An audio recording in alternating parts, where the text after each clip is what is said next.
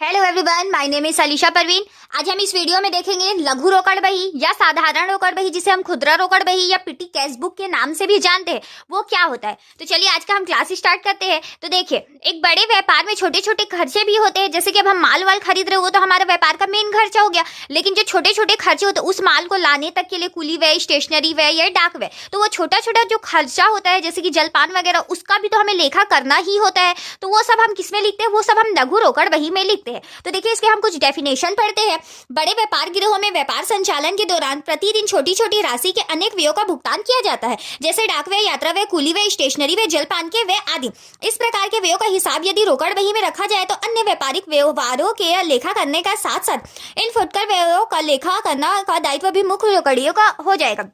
अब ये छोटी छोटी जो अगर हम व्यय का भी लेखा अगर रोकड़ बही में करने लगे तो अकाउंटेंट्स का तो काम और भी ज्यादा बढ़ जाएगा। ये छोटी छोटी चीजों को भी उसे देखना पड़ेगा, तो इसके कारण से वो जो मेन व्यापार का जो मेन खाता होता है उसमें शायद वो अच्छा से ध्यान ना दे पाए। तो ये जो छोटे छोटे खर्चे होते हैं उसके लिए हम लोग अलग से ही एक रोकड़िए को रखते हैं, जिसे हम हफ्ते में या महीने में ना थोड़ा पैसा दे देते हैं, और वो हफ्ते या महीने के हिसाब से जो भी खर्चा हुआ है उसे वो लघु रोकड़ बही या पिटी कैश बुक में वो लिखते हुए जाता है। तो देखिए, इसके आगे हम थ्योरी पढ़ते हैं।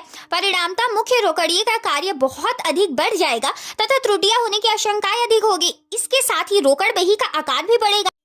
अतः इस प्रकार की व्यवहारिक कठिनाइयों के निवारण के लिए ऐसे व्यापार गिरोह में फुटकर व्ययों का हिसाब एक पृथक बही में रखा जाता है। जो छोटे छोटे खर्चे हैं उसका हिसाब एक अलग से ही बही में रखा जाता है, बोल रहे हैं। इस बही को लघु रोकड़ बही या पिटी कैश बुक कहते हैं। सामान्यतः फुटकर व्ययों का लेखा करने के लिए एक अन्य कर्मचारी को छोटे रोकड़िए के रूप में नियुक्त किया जाता है। जैसे कि हमने ये छोटे छोटे खर्चों को लिखने के लिए एक अलग से रोकड़िया रखे, उसे यहाँ पे वो बोल रहा है।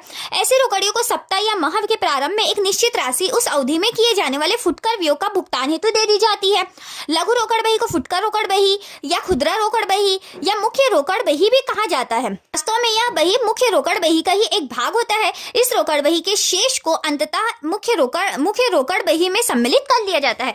तो देखिए, हम साधारण लघु रोकड़ बही का फॉर्मेट देखते हैं। तो साधारण रोकड़ बही का फॉर्मेट क्या हो जाएगा? प्राप्त राशि। इसमें क्या लिखेंगे? रोकड़िए से प्राप्त की गई राशि, जो हमें हफ्ते महीने के शुरू में मुख्य रोकड़िए से मिलता है, वो हम यहाँ पे लिख लेंगे। सेकंड हमारा क्या कॉलम है?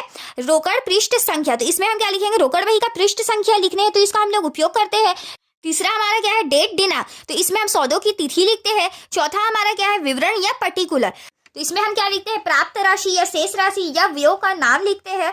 तो देखिए, हमारा नेक्स्ट है वाउचर नंबर। वाउचर नंबर में हम क्या करते हैं? तो वाउचर नंबर में हम प्रमाणक संख्या लिखते हैं। और खाता पृष्ठ लेजर फोलियो, उसमें हम क्या करते हैं? तो हम इसमें खाता पृष्ठ की संख्या लिखते हैं। और राशि, तो इसमें हम क्या करते हैं? भुगतान में जो हम राशि दे रहे हैं उसका हम यहाँ पे अमाउंट लिखते हैं।